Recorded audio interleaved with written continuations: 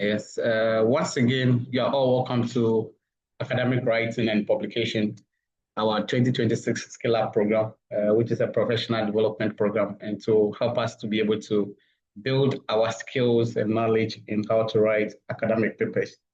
And it's a privilege to be your facilitator as well.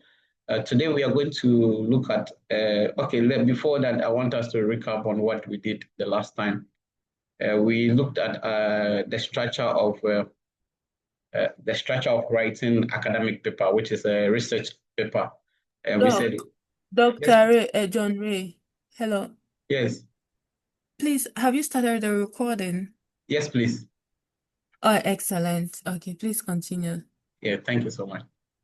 You're welcome. So we looked at what the last meeting we looked at the structure of academic writing, which we said it has the IMR, which is the introduction, the methodology, the results, and the discussion. So these sections are the main section of each or any academic writing you see out there. So we said you must follow this structure so that you can be able to communicate your idea to the community to understand you. But today we'll be looking at how to do the review when we want to write. So today we will focus on mastering the literature review. How can I write my literature review? How can I put them together and make them very good literature or have a good review literature? Yes, that is what we are going to look at, the strategies we use and how to critically analyze the frameworks. And also we'll be looking at one major thing, which is not part of me. I think these three things we'll be looking at today. We'll be looking at searching and synthesizing papers using a specific strategy, which we call the CRAAP. Then also we look at how to write with a critical lens. Then the reference management, I won't go into that much because there's a course which is already taking that. But we'll replace it with the tools which we can use to do that of the review. Yes, so that's what we'll do a bit. I'll just talk about them a little, then we'll move into, and that will be the last thing we'll be doing for the class today. So let's move straight into it. When we did the fundamental shift, when we look at literature review, what are some of the challenges that comes with it? Hope everyone can see my screen well before I continue. Yes, just send a message in the chat box so that I'll be sure everyone can see my screen. Okay, your reaction. Yes, please. Okay. Thank you so much. Yes, Thank you so much for your reactions and your response. Yes, so we are going to look at the challenges, because sometimes when we are doing this review, there are a lot of things that comes with it. Most of us are just trapped into that review process where we just we just write summarize about the paper. Where you find academic paper out there, we just summarize it and so we have done review with it, which basically is not the right thing to do. So these are some of the challenges we have. But how can we come about? We must have approach. We must develop architectural approach where we can be able to deduct exactly what we want from the paper and not just summarizing the paper. We analyze it. We look at the critique and go deeper into the paper to make that idea, that key idea that the person has put in that paper. So today, that is why we are going to do. That is what we are going to look at. Somebody also asked, why should this even matter when we want to do a review? Why is it literature review so important? Oh, yes, in research articles, your review justify your study, necessity, and position in which within the scholar conversation is.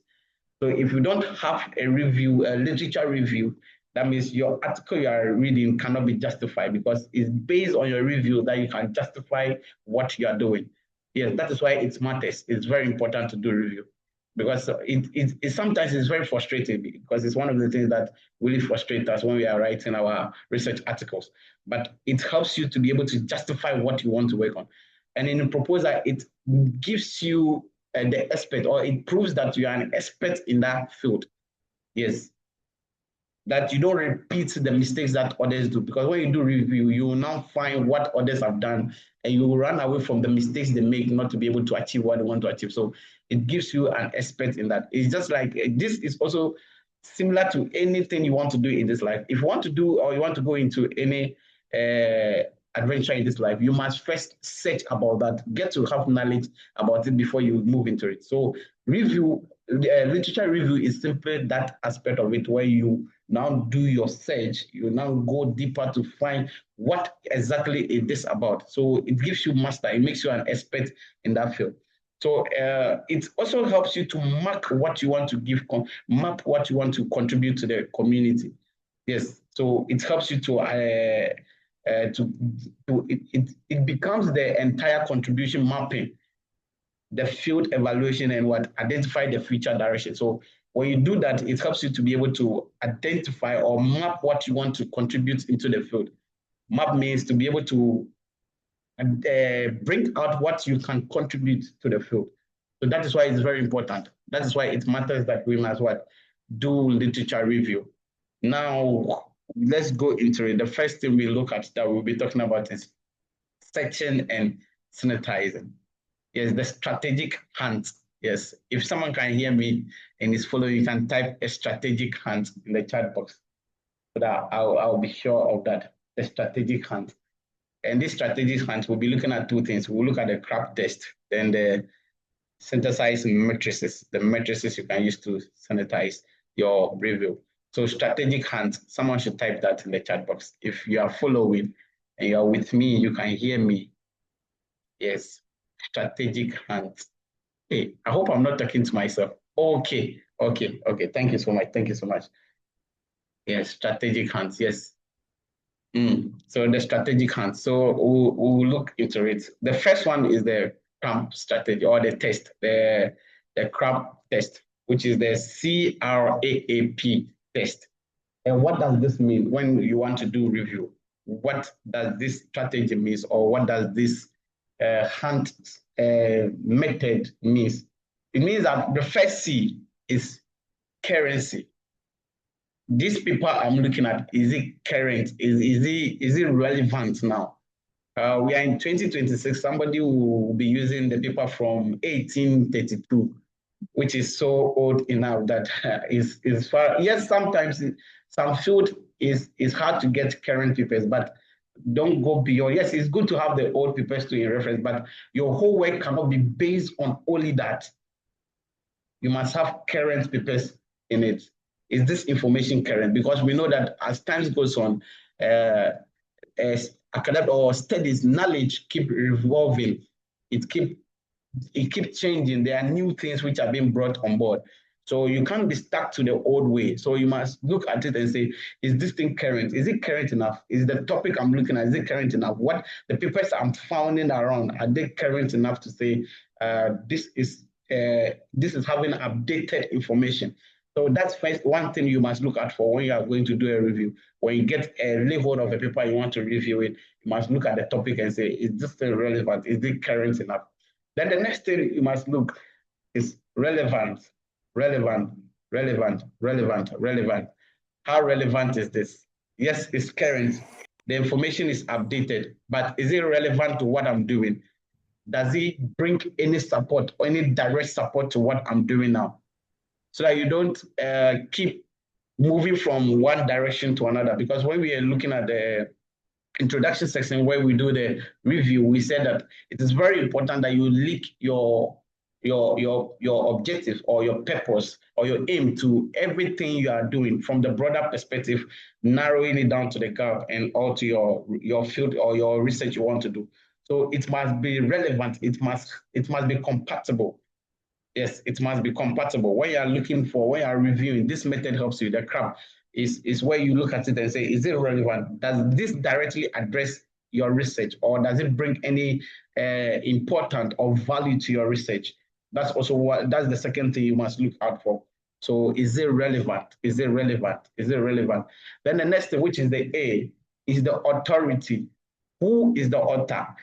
Yes, it's very important, the credential. Okay, so you can't go and pick a paper from someone. Yes, it's true. Sometimes it happens that way, that people from maybe someone who did, how would I say, engineering, and now writing a paper on or something on, where will I even put that person? Maybe in economics. Yes, this is far different people. if the person writes a paper in engineering, he has authority in that. So it's very important to know if the credential of the author the person has papers on this consecutively. Does he been able to produce the same thing over time, or it's just one-time paper which has come up and the person is from a different field all the way? Yes, it happens sometimes. You can be here and you will have a paper all the way in a different field. Yes, but if it's just one time, which you are the only author, then it means that the credibility of that paper will not be that strong compared to where your field is already in. So it's very important you look at that. So you look at the people who are in your field who are already having the master of that field, who they have mastered that field and they become what? They have the authority in that field. You look at such people's papers or literature to be able to add to your work and look at how relevant it is to your work. So yes, check the citation count and the author's affiliation. Yes, the citation count, and that's the tip for it. So it's easy to check those things. We'll be looking at how to check all those things after this class with anyone who is ready to share their screen too with us. Yes, we'll be looking at that. Then the next thing is accuracy. Accuracy, accuracy, accuracy, accuracy. Yes, this paper, I'm laying my hands on it, or this academic writing or research article I want to review. Has that article, is it based, does it has evidence in it? Has it been able to support its claims with evidence enough that I can verify and say, yes, this is a genuine or a good, and it has accurate information in it. That is why when you are writing your own research article, you must, that's what we said earlier on, that you must back them with what? Evidence. You must back it with evidence, because if someone wants to review your paper or make a literature review out of it, these are some of the things the person will be checking out for. Yes, do you have a solid evidence in your paper to support it? Is it valid enough? Can this be good enough to say is good enough? Has it gone through the peer review process? So these are some of the things you must look at. So that is also very important to know the kind of journal you are publishing your paper to as well. Because when your paper don't go through peer review, it means that it's somehow, some way, it's lacking some of the things. Because in peer review, where you find people of the same authority in that field, look at it and say, okay, this paper is good enough. So you look out for that, the accuracy of the information. Is it supported by evidence? Can this be verified before you start to say you are reviewing that paper? So you consider these things before you start to put that paper into consideration in your literature review. Then the purpose. Why was this information created? Why was this academic writing released into the community for people to? Is it based on any potential bias? Does it has anything that is being influenced by the government or by self-interest or something? So you look at for all these things. You look at the goal of it. Is the industry that has founded the study. You must look at them and have and see if there are any bias in this work. So all these things must be considered before you add them to your review or your literature review. Yes. Any questions so far on this? Any question?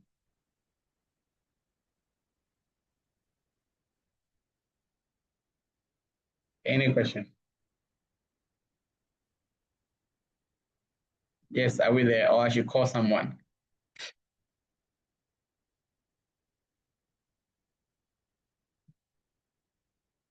Any question? Any question? Any contribution? Using the CRAAP test.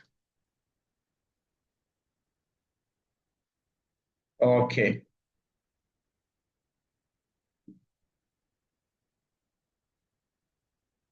So one thing I would say, I would like someone to read the pro applications there, which is at the down part of it, so that we can continue. Yes, anyone who is available to read that part for us. Dr. Rebecca, I will call you to read that part for us. Pro application. Use the CRAAP test as your first filter when searching databases like Scopus or Web of Science. Apply it before reading the full paper to ensure you are building your literature review on credible, relevant foundations. Yes, thank you so much. So this is a good strategy you must use at the first part of your paper's hunt. So once you are going for the hands papers, this is good for you to use it. So you can get the right papers for your work. It's not after downloading or looking for all the papers all around, then now you come to you, then you have wasted time downloading. But once you are going through the papers, you use this should be a first strategy you use to be able to help you to get the right papers which you can use for your review. Thank you so much. Thank you so much. Any contribution or any question, then we'll move on to the next thing. Any contribution? Any question?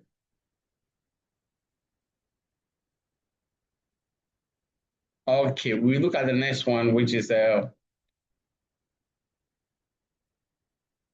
yes, there's synthesis matrix or templates. How do I sanitize my papers? How do I get mapped ideas? How do I get these things done?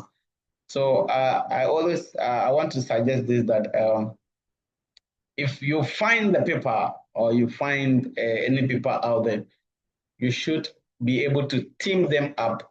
You should have a template of this kind, which is here, this table, which has been placed here. So you now can come, let me just. Yes, have a table of this kind where you can map up your papers which you are finding. So the first part is the source, the team A, team B, team C. So if I take Smith 2020, what was the theme of this paper? I keep it down and look at it. I keep this one also down, because you're going to look at over a lot of papers and you may forget what each paper is trying to communicate to you, or what the main theme is. So you have a piece of paper or a template on your laptop where you can keep each information that anytime you leave and you come back, you can be able to recall or know what exactly this paper is trying to communicate to you. So it makes your work so easy and faster for you. So when you have something like this, immediately you lay hold of this template, you'll be able to know that this is what I have so far, or these are the papers I have so far, which are in line with what I'm trying to do. So this helps you when someone is writing a review literature. When you use the CRAAP test first, you get a broader picture, a broader papers all around. Then now when you use this synthesis matrix, it helps you to narrow it down to the papers which are more relevant to what you want to do. So you find 3 or 2 teams and you now start working with those teams which align with what your topic or whatever you are working on. So this helps you when you have a team like this. Someone wants to write a review paper, you will have a team like this and you keep addressing them by. So now you have you will get your main review papers, research articles which you are going to work on them, or which will be the anchor of your research, your review. It's very important. It's very important. It's very important. So you will have your team and have the paper which you are going to work on. Okay, this one addressed this one addressed this, and it has this weakness in them. So 1, it addressed this. 2, it addressed this. 3, it's like this thing. So you know that in Smith 2020, it's lacking something here, which when you pick the paper or when you go to Brown 2022, you also know that this one is also missing something here. So your team C will be, or anyhow you want to do it. This one is personal design. You must have your own template and know what you're working on. So if this is my template and I say team C is for all the missing things in each article, when I pick it, I can easily relate that without going back to read the article or the published paper. I can know that in Smith 2020, there is something missing here. When I take Brown 2022, I can know that this is what is missing exactly in the paper without going directly to read the whole paper again to look for that thing exactly. Because sometimes when you keep doing that, you waste your time and you keep going back, repeating the same thing over and over again. But you have a template like this or a matrix, a matrix in this form, it helps you to be able to identify them and move very fast. So this is one of the quick ways to do this. So it's very important. It's very important. It's very important. It helps you to see the patterns in each paper or the patterns across the papers you have gathered with your first CRAAP test. It helps you to be able to know, oh, okay, these are the patterns in them. And it helps you to also find the gaps easily, because now you have laid out them, put them in templates, and to help you to be able to find the gaps easily. And you compare the sources. It will help you to also compare the sources as well. See how different authors has approached the same thing. So if I have team 1, which is talking about How did people travel from China to Ghana? If I look at people who I've looked at maybe since 2020, I've looked at how people travel from China to Ghana. Brown to have looked at how people travel to. Now I will see what approach did each of them look. This will help you to be able to identify that so easily, and you map it out. So immediately you just pick this your template, you know exactly all that has been happening already, and you'll be able to have a good review of the paper. So in this aspect, you are no more summarizing or just paraphrasing, but the idea is now with you, and now you will be able to put it into what you are doing. I don't know if that makes sense to someone. Okay, I'll ask our Dr. Rebecca again to read the implementation tips for us as well. Yes, if you can see my screen.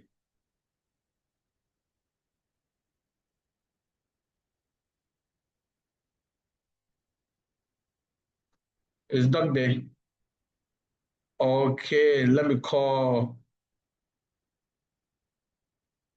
Dr. Hey, Romana Atakra, yes, please, can you read for us? Implementation tips. I'm sorry. Okay.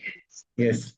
So implementation tips. 1, identify 3 to 5 key themes from your research question before you start reading. 2, add notes in each cell about the author's specific contribution. 3, use digital tools like Excel, Notion, or Airtable for easy updates. Yes, yes, yes. So as it has been read, so before you even go there, as it's stated there, you must first team up the things to know, okay, for my topic, this is what is very important for me to look out for. So you will have this, it helps you to now bring the papers which will align with the theme which you have. And it's very important. And also have be able to have a brief note of each author's contribution. Then the last part you must use tools like Excel. So if it's also very important to attend the advanced MS class, because I'm pretty much sure and very sure of that, because Professor Bruce is doing a very good job there, and he will take you through all those ones. If you don't know the rest, the Excel alone will help you to do that. So when you are good at Excel, which is the advanced MS, it will be able to help you to be able to have this tool that you can easily update. So you can easily update them over time and time. Yeah, thank you so much. We are moving. Any question from this side or any contribution before we move on to the next thing, which will be writing with what critical lens? Any question? Any contribution?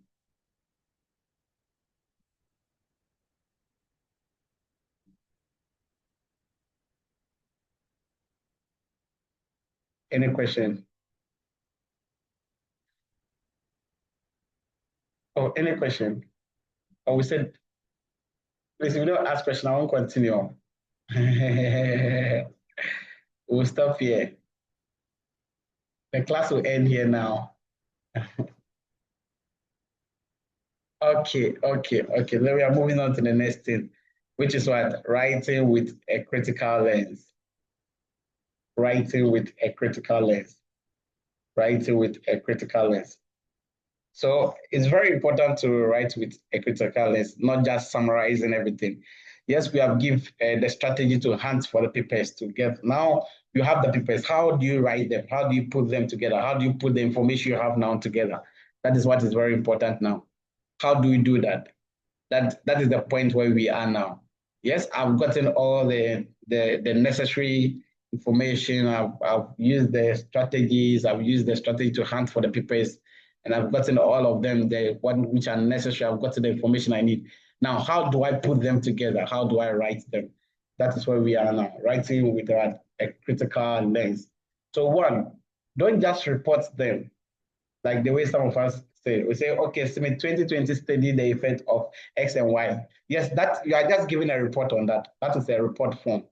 And today we are hearing that we shouldn't give a report. When you want to review a paper, you are writing it in this kind of statement, state that the study, the effect of this is like you're just reporting exactly what they just did in the way. It's a weak way of doing that. It's a very weak way of writing your review. And we must consider that.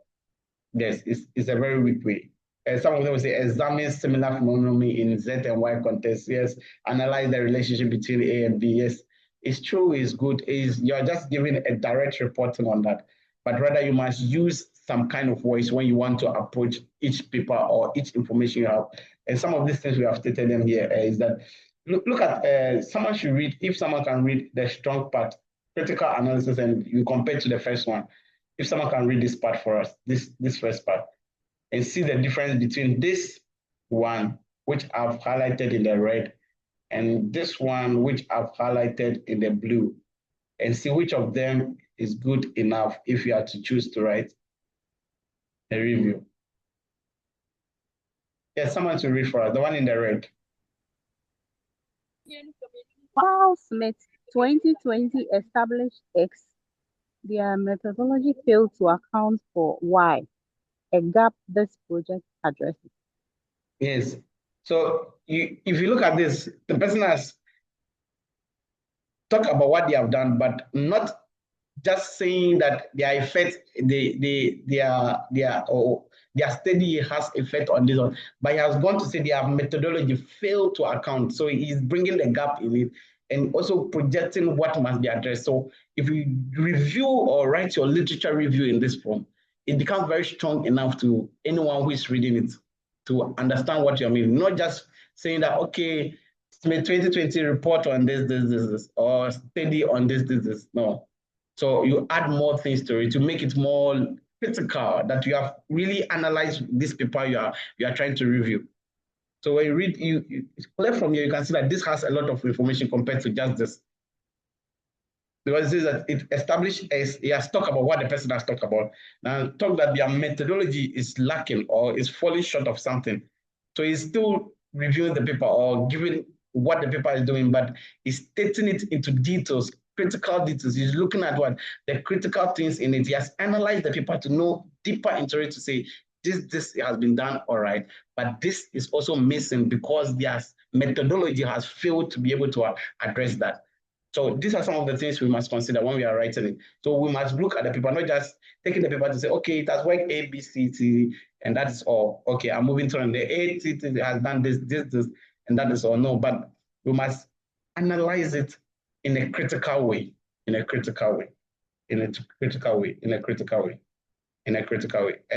demonstrate a critical engagement. When you look at this one, it gives some kind of engagement. If someone did not go and read that paper alone, he can know that, yes, the paper has done this, he has been able to do this. And because of what the person has said, it means that their method is the one who has not been able to help them to address what the gap which is found in their work. Compared to the first one, who just says that they study the effect of just Y and what? X. So these are some of the ways. Any question? Any question? Any question?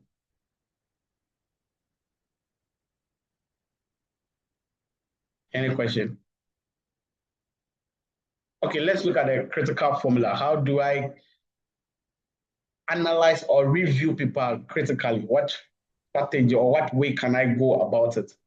First, you must acknowledge, recognize what the author did.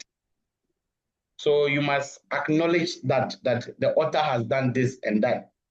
You must be able to recognize that when you pick the paper, you should be able to know that this is what the paper has done. And if you want to review it, you should acknowledge that. Yes, that gives you a very strong way of reporting. So when you look at that of the one in the red, it says that while Smith has established this, so he has acknowledged that the Smith 2020 has done this. The person has acknowledged that. So that is a critical way of reviewing paper. You acknowledge it. So it established. Yes, while Smith this has established acknowledgement. He has acknowledged, he has recognized what they have accomplished. Very good way. Now, identify limitation or pinpoint the gaps. Anyone has a question? Okay, so the next point, which is this one, identify. You're sleeping. Hey, who is that sleeping? Wake up. Okay, that was just by the way. We humbly request that you mute your mic. Okay. So the second part is identify, pinpoint the limitation, gaps or tension. Yeah, so you now you pinpoint out what is lacking. So When you go back to what is still in the red, you can see that from this point, the person has pinpointed that their methodology failed to account for something, and he has stated it down. So you pinpoint it. So when you are reviewing literatures, these are the way you go about them. You first establish the fact that you acknowledge what they have done, you recognize what they have done. Then secondly, you now pinpoint their limitation or the gap or the tension in that paper. Yes, all this together, you are just writing a review on one paper, or just you are trying to cite that paper. And this is the best way to do that when you are citing papers. So this will help you not to directly pick words from the papers, not to just copy and paste what exactly is in the statement, but you are trying to make it in your own way. So this position can be switched anyhow. You just have to know how to arrange your own way. So it's not necessary to say you come with the identification or you come with the acknowledgement first. How to make a thing lovely and engaging is also dependent on you, how you put it. So, but these are the things you must include in your review when you are reviewing a literature. You must pinpoint their limitation, the gaps or the tension in them. Then the third thing which you must look at, now you position, you explain how your research is going to address that gap. What you are now doing, you are reviewing. Now you position yourself to put in a place where to say, okay, now he has used this method, he has done this, and you have done this. Now this gap is going to be addressed by my work. You now position yourself. So it gives you opportunity. When you're able to do this too from the beginning, it gives you the opportunity to be able to position what you want to do in the scene now. Because now you know that, okay, Smith 2020 has done this, but their methodology is lacking this. Now, based on that thing they are lacking, it's now creating room for you to now come in to help solve that problem or that thing they are lacking in. So it gives you the opportunity to position your work into it when you go it in this way. But when you look at it in the first way, you use the first way, which we say, Smith 2020 study the effect of this. How are you going to put your work now? You'll be locked in now. Look at the second one. Jones 2021 examines similar phenomenon in Z and Z context. Now, how are you going to position yourself? If someone take this review now or this literature review, you will not be able to know what the limitation of this means or what are their limitations. No, you will not be able to identify it. But when you write it in this aspect, when someone picks it, you'll be able to find out that, oh, Smith did this, he was able to achieve this, and they lack this thing in their own. And now you are bringing this to solve this. So it gives a very good way when you are reviewing your literature. And when you write this out there in your literature review, it makes it so strong and very good one. Yes, I'll request somebody to read the context matters. Yes. If someone can read for us, I'll be so much grateful. Anyone to read for us? The context matters. Research articles use critique to justify your study's unique contribution. Proposals use expertise and show you won't repeat others' mistakes. Oh, okay, your background was a bit noisy, so we couldn't hear you all, but yes. Belinda, yes. Can you read for us? I'll be so much grateful if you can read for us. Dr. Belinda.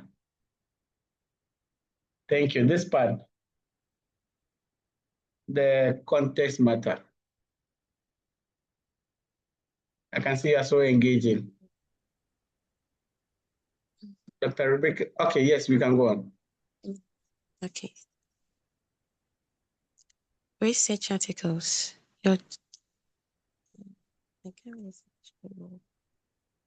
Okay, research articles. Use critique to justify your study's unique contributions. Contribution. Proposals. Proof. Aspects and show you won't repeat others' mistakes. Okay. Show you won't repeat others' mistakes. Okay, thank you so much. Thank you so much. The two doctors who have read for us, we really appreciate you.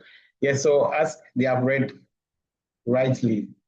In research articles or in writing a review with literature, you use the critics to justify your study's unique contribution. Because when you're not able to do your review, or you'll not be able to justify what you want to bring on board. Because it's out of that review that it helps us to understand what unique thing you are trying to bring on board. So if you don't do it well, that's why it's very important. That's why it matters in context. It's very important to know this.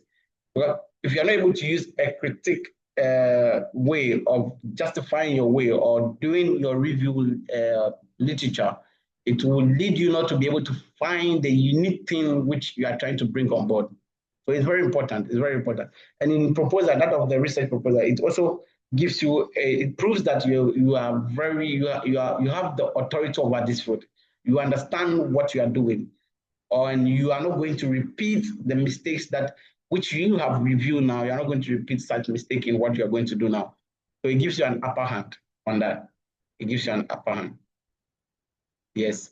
So we are going to look at any question or any contribution before we move on to the next slide, which is the Bloom taxonomy.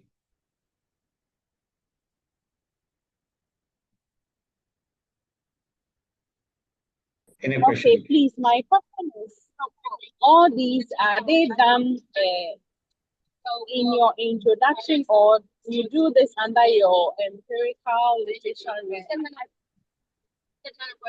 Okay, thank you so much for your question. Anyone to help answer our sister, or before I try to add something little to her question and try to answer your question? Anyone to help us?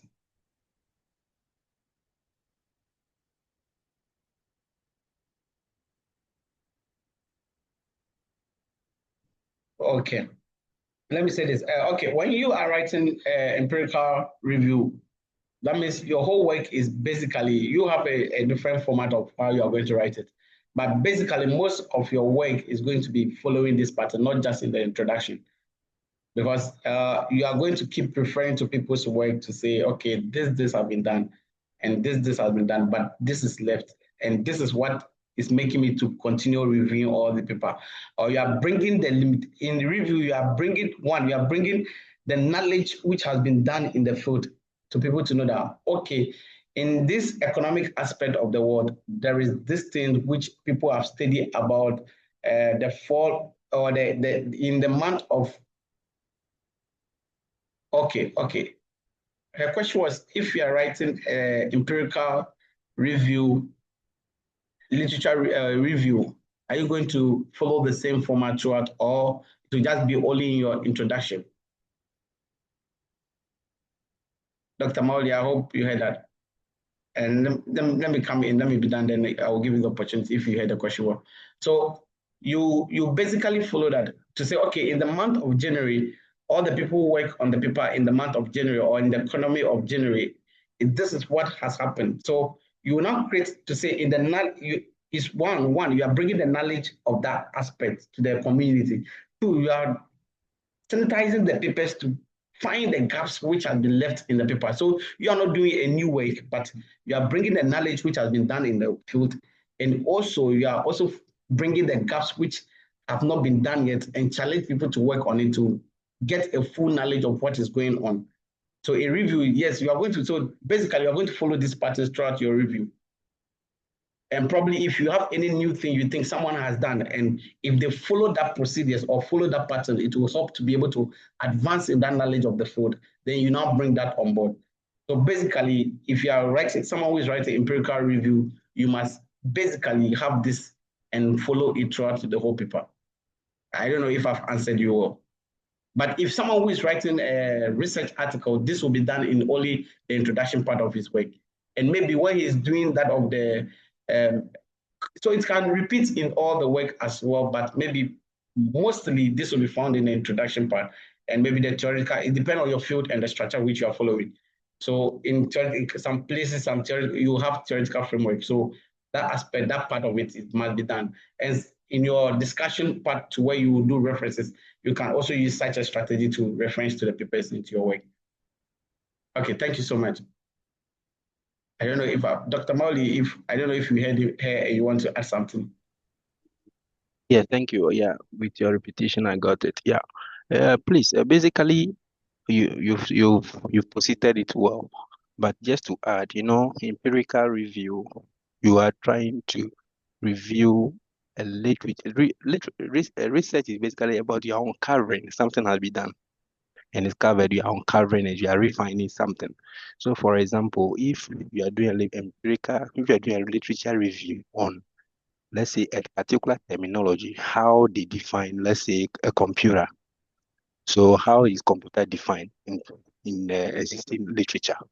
So you come up with various literature that have defined or that work on computer and define computer separately. Then based on that, you synthesize, then you now come out with looking at A, B, C, D definition. You are contextualizing your definition of this with regards to this. Now, when it comes to a typical empirical evidence, so empirical evidence here, you maybe have considered a particular determinant, let's say age. Age is found to influence income or education. So that's what you have found. You want to contextualize this finding in literature. What has been done? What has been found by various studies? So this is where you come with this strong argument. You see, A, B, C has found negative, contradict your work, and you have come up with this and actually agree with this particular one. Now, when we proceed further, we come to placing this in the, let's say, an introduction session or whatever. You have now looked like when you put it in a synthesis, it gives a clearer picture that this person has done this, and this is the lacking knowledge, and this is what your study help to fill this gap. So basically, in this please, your voice is down. Can you come up? Can you raise your voice a little bit for us to hear you? Okay, hello. Is it better now? Yeah, now it's better. Yeah, so basically, for that particular one, we are looking at all those work that have been done and look at age and income. So what have they found, and what is your work talking in relation to your work? How is your work situated in that school of knowledge or in that scholars environment or in that scholar society? How do you situate to back your argument? Now, when we come to this strong argument, for example, we are using a particular methodology. This methodology has been used in 1980. In methodology session, the year does not really matter that way because sometimes that's not the year, the particular methodology is used, does not matter that way because it has to do with someone's work that has been done for several years and you are using that particular concept. So the year can be 1980 and you are referring to that particular paper in 2026. Sometimes some of the work, how people do it, that you find a work that is published 2025 and refer to 1980. So the person will say, as cited in. So the person is actually referring to 1980, but is using 2025 paper. They say in that reference, as cited in maybe January 2025 to back his using of that particular reference to use the current form. You see, so basically the empirical review follow this particular trend. Depending upon what if you're using to back your argument, you may want to modify it to actually buttress your point or what you want to do. So I don't know whether I've answered the question. Thank you. Thank you so much, Dr. Mowley. I really appreciate your contribution. Okay, I think our doctor has reacted to that. Okay, thank you. We believe that you got your answers. You need any question or anything to add up, then we'll move on to the next slide.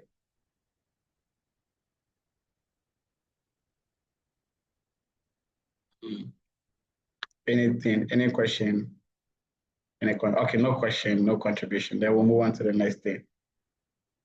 Yes. Okay, using the Bloom taxonomy.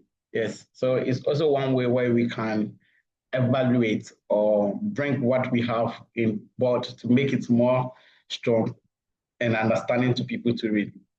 So I look at some of the verbs which we can include into the words to make our argument very good and our review very strong enough that when someone picks it, we'll be able to say this has done a very good work. So it depends on the voice or the language you are using to us. So I just brought this up so that we can also look at it. So some people just use simple words or simple description, and we overuse them when we are writing our reviews. Something like describe, list, it states that, it identifies that, yes, this one, it's a form of remembering what the person has done, or listing or stating. Is just a basic way. We are just trying to, it's good though, but you don't overuse them when you're doing your work. And some people say explain, summarize, paraphrase, clarify. Yes, these words you don't overuse them. It limits you to as well to give a more critical value to what you are doing. But when you go deeper on and use words like analyze, evaluate, critique, compare, assess, examine, investigate, I think we use such words, it helps you to be able to, it gives a deeper understanding, or it makes that, okay, indeed, these are some of the few words we can use when we are, and we shouldn't overuse describe, list. No, when we use them, it limits our work, and it doesn't give more in-depth into what we are reviewing. So, and how do we bring your own on board? Okay, now you have evaluated, you have analyzed, you have sanitized, you have a critique there. Now, what do? To create your own now, you now say you construct, or you design, or develop, formulate. So you go using such ways, or bringing what you want to contribute on board. So it's when you use such ways to link them together, it gives you an upper hand on your way. It gives you an upper way, and we should avoid. I think this one is basically some of the ways where we can use to join the ideas where we have on board, and to be able to help. So I placed something here. This is what the person has written for the first one, which I'm highlighting the blue one. So let's just compare these two and see how it says that this is a weak one. It says, SIMI 2020 described the methodology used in the study. You describe, yes, it's true, he has described. You are just trying to recall what the person has done and understand what the person is doing. This is a weak review to do. But look at this one. When the person analyzes and evaluates using the words, it says, SIMI 2020 explored the mixed method approach. So you have go deeper into it to look at, you have analyzed the paper to see that there must be what? The method they used was a mixed method. However, the quantitative component lack statistical power. So, however, the quantitative components lack statistical power, limiting the generalization of the finding. These two are the same thing someone is trying to review or write a literature review on. But if you look at the first one and the second one, if you are a peer reviewer, which of them will you go for? Just this, I'm leaving this question with you. Or which of them will you be happy to say, if these two people bring their work before you, which of them will you recommend that they should accept and publish for in such a field? I strongly believe that all of us will go for the second one. Yes, because the second one has deeper insight. He has analyzed, he has evaluated, and he has brought all of those things out by using the right words and how to go about it. Yes. I think this one is very quick and very sharp, but I don't know if someone has any question. We have the pro tips there. Avoid using say, state. These are passive and descriptive words. Mix high-level words, verbs, throughout your review to maintain analytical tone. So mix high-level, yes, so that of the mix high-level was what we stated here. We should use this words, formulate, design more often in our work to keep analytical tone. Then use verbs strategically to signal your critical stance on each source. So we should use the verb strategically and review your draft and replace low-level words with analytical or alternative. So these are some of the tips or pro tips to go. So you, after writing everything, go through your work again. Make sure you replace the low-level which is the describe, list, state, identify. Make sure you replace them with a high-level words. Any question to this or any contribution? Then we'll end our recording here and we'll move to the next section.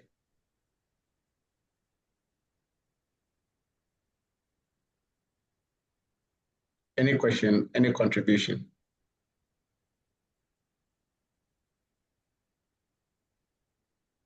Okay. Okay. Thank you so much for today's class. We are going to continue, but I just want to end